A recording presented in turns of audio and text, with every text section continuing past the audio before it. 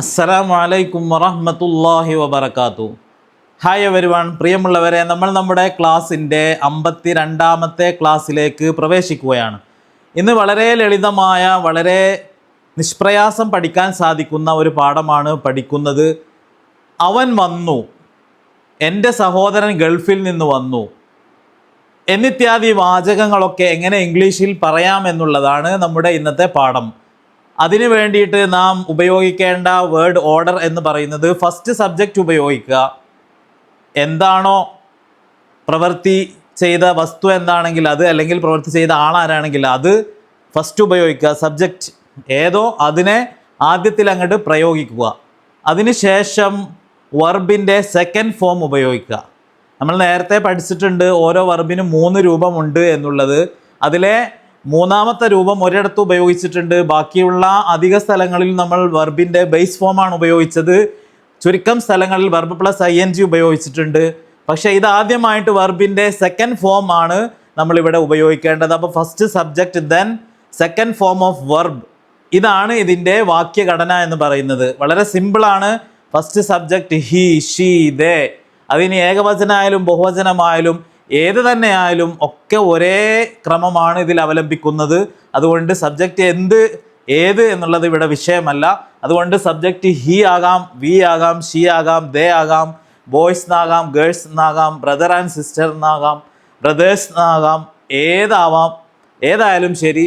First നമ്മൾ subject കൊടുക്കുന്നു. ഇപ്പോൾ ഉദാഹരണത്തിന് നമ്മൾ ഹി, അതിനുശേഷം വെർബിൻ്റെ സെക്കൻഡ് ഫോം കം എന്ന വെർബിൻ്റെ സെക്കൻഡ് ഫോമാണ് കെയിം. അപ്പോൾ ഹി കെയിം, അവൻ വന്നു. ഷീ കെയിം, അവൾ വന്നു. ദേ കെയിം, അവർ വന്നു. വി കെയിം, നമ്മൾ വന്നു. My brother came from Dubai, എൻ്റെ സഹോദരൻ ദുബായിൽ നിന്ന് വന്നു. എൻ്റെ മകൾ സ്കൂളിൽ നിന്ന് വന്നു. My daughter came from school എന്നിത്യാദി കാര്യങ്ങളൊക്കെ നമുക്ക് വളരെ സിമ്പിളായിട്ട് ഇതേ ആശയം പ്രതിഫലിപ്പിക്കാൻ നമ്മൾ ഈ വാക്യഘടനയാണ് ഉപയോഗിക്കേണ്ടത്. ഇപ്പോൾ ഹീ കെയിം, അവൾ വന്നു. ഇനി അവൻ പോയി എന്നാണെങ്കിലോ ഗോ എന്നതിൻ്റെ സെക്കൻഡ് ഫോം വെൻ്റ് ആണ്. ഹി വെൻറ്റ് ടു പട്ടാമ്പി, അവൻ പട്ടാമ്പിയിലേക്ക് പോയി. ഹി വെൻറ്റ് ടു അമേരിക്ക, അവൻ അമേരിക്കയിലേക്ക് പോയി. ഇപ്പോൾ നമുക്ക് ഹി വെൻറ്റ് ടു സ്കൂൾ, അവൻ സ്കൂളിലേക്ക് പോയി. ഷീ വെൻറ്റ് ടു സ്കൂൾ, അവൾ സ്കൂളിലേക്ക് പോയി. ബ്രദേഴ്സ് വെൻറ്റ് ടു സ്കൂൾ, സഹോദരങ്ങൾ സ്കൂളിലേക്ക് പോയി. ഗേൾസ് വെൻറ്റ് ടു സ്കൂൾ, പെൺകുട്ടികൾ സ്കൂളിലേക്ക് പോയി. എന്താണോ പറയേണ്ടത് എങ്കിൽ അതിനെ സബ്ജക്റ്റ് ഫസ്റ്റ് കൊടുത്തു. ഏതാണോ വെർബ് എങ്കിൽ അതിൻ്റെ സെക്കൻഡ് ഫോം ഓഫ് വെർബ് നമ്മളവിടെ ചേർത്ത് കൊടുക്കുക. മൂന്നാമത് ആവശ്യാനുസരണം നമുക്ക് ഓരോ വാക്കുകൾ കൂട്ടിക്കൊടുത്തു കഴിഞ്ഞാൽ സെൻറ്റൻസിനെ നമുക്ക് ദീർഘിപ്പിക്കാൻ സാധിക്കും. അവസരോചിതമായി പല കാര്യങ്ങളും നമുക്ക് പറയാൻ സാധിക്കും. വാക്യത്തിൽ നമുക്ക് അത്യാവശ്യമായിട്ടുള്ളത് സബ്ജക്റ്റ് പ്ലസ് വെർബ് ടു എന്നുള്ളതാണ്. ഏതാനും ചില ഉദാഹരണങ്ങൾ. ദേ ടോട്ട് അസ്, ടീച്ച് എന്നതിൻ്റെ സെക്കൻഡ് ഫോമാണ് ടോട്ട്. അപ്പോൾ ദേ ടോട്ട്, അവർ പഠിപ്പിച്ചു. അസ്, ഞങ്ങളെ. ദേ ടോട്ട് അസ്, അവർ ഞങ്ങളെ പഠിപ്പിച്ചു. അപ്പോൾ അവർ നിന്നെ പഠിപ്പിച്ചു എന്നാണെങ്കിൽ ദേ ടോട്ട് യു എന്നാണ്.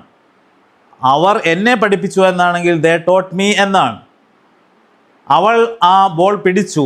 She caught that ball. അവൾ ക്യാച്ച് എന്നതിൻ്റെ സെക്കൻഡ് ഫോമാണ് കോട്ട് എന്നുള്ളത്. ഞാനൊരു പുതിയ കാർ വാങ്ങി. I bought a new car. Buy എന്നതിൻ്റെ സെക്കൻഡ് ഫോമാണ് ബോട്ട് എന്നുള്ളത്. നമ്മൾ ഏതാനും വെർബുകളുടെ ഫസ്റ്റ് ആൻഡ് സെക്കൻഡ് തേർഡ് ഫോമുകളെ എഴുതിയിട്ടുണ്ട്. അതിനെ ഇവിടെ വളരെ മനോഹരമായി ഉപയോഗിക്കാൻ നമ്മൾ ശീലിക്കുക.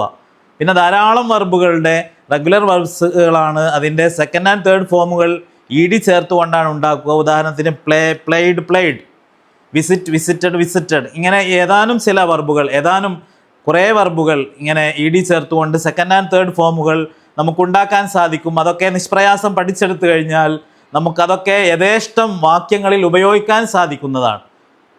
ബോയ്സ് പ്ലേഡ് ക്രിക്കറ്റ്, ആൺകുട്ടികൾ ക്രിക്കറ്റ് കളിച്ചു. ഇപ്പോൾ നമുക്ക് ഏത് സെൻറ്റൻസുകളും ഇത്തരത്തിലുള്ള ആശയങ്ങൾ പറയാൻ നാം പഠിച്ചു കഴിഞ്ഞിട്ടുണ്ട്. ഐ സ്റ്റഡീഡ്, ഞാൻ പഠിച്ചു. വി സ്റ്റഡീഡ്, നമ്മൾ പഠിച്ചു. We studied to say these sentences, നമ്മൾ ഈ സെൻറ്റൻസുകളൊക്കെ പറയാൻ പഠിച്ചു. നമുക്ക് വി സ്റ്റഡീഡ്, നാം പഠിച്ചു. ഞാൻ മറന്നു എന്നതിന് ഐ ഫോർഗോട്ട് ടു സേ, പറയാൻ ഞാൻ മറന്നു. ഇപ്പോൾ ഫസ്റ്റ് ഐ എന്നുള്ള സബ്ജക്റ്റ് കൊടുത്തു. ഫോർഗെറ്റ് എന്ന വെർബിൻ്റെ സെക്കൻഡ് ഫോം ഫോർഗോട്ട് എന്ന് കൊടുത്തു. ഐ ഫോർഗോട്ട്, ഞാൻ മറന്നു. ഐ ഫോർഗോട്ട് ഹിം, ഞാൻ അവനെ മറന്നു. ഐ ഫോർഗോട്ട് ദം, ഞാൻ അവരെ മറന്നു. ഞാൻ എൻ്റെ പുസ്തകം കൊണ്ടുവന്നു. I brought my book.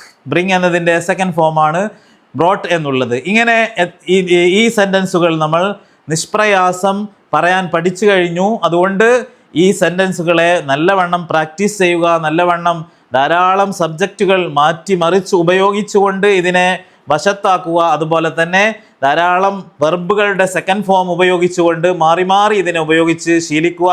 അപ്രകാരം തന്നെ ആവശ്യാനുസരണം വാക്കുകൾ കൂട്ടിച്ചേർത്തുകൊണ്ട് ഇതിനെ ദീർഘമായ സെൻറ്റൻസുകളിലേക്ക് പ്രയോഗവൽക്കരിച്ച് പഠിക്കുക. ഇതോടെ ഇന്നത്തെ ഈ പാഠം നമ്മളിവിടെ അവസാനിപ്പിക്കുകയാണ്.